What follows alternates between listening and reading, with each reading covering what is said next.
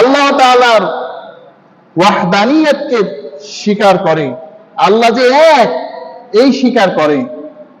যদি কোনো ব্যক্তি এই স্বীকারই করতে পারে, তখন সে কি বলতে পারে যে মুর্শিদ সেই তো রাসূল, ইহাতেই নাই কোনো ভুল, খোদাও সে হয়? নাউজুবিল্লাহ।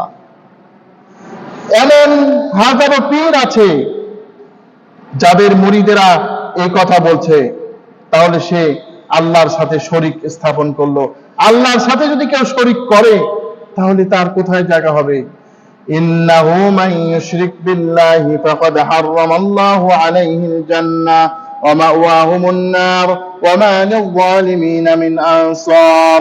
নিঃসন্দেহে যারা আল্লাহর সাথে শরীক স্থাপন করবে, আল্লাহ রাব্বুল আলামিন তাদের উদ্দেশ্যে জান্নাতকে হারাম করবেন, তাদের বাসস্থান জাহান্নাম। জালিমদের জন্য কোনো সাহায্যকারী নাই। এইবারে আসেন আল্লাহর সাথে শরীক পীর সাহেবরা কিভাবে করছেন।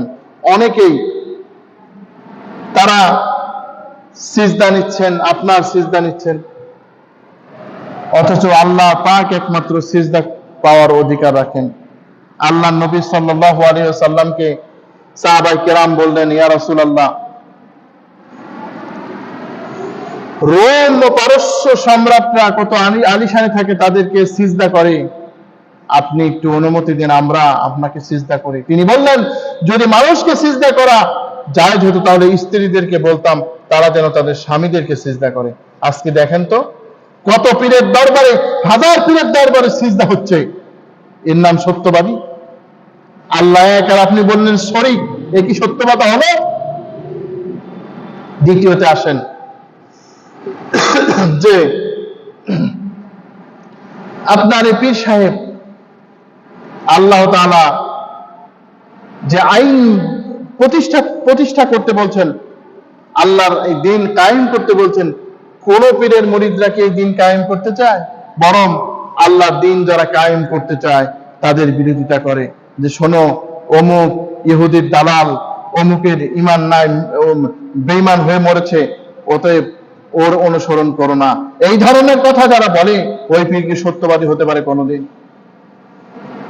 এরপর আল্লাহর রুবুবিয়্যতের উপরে বিশ্বাস।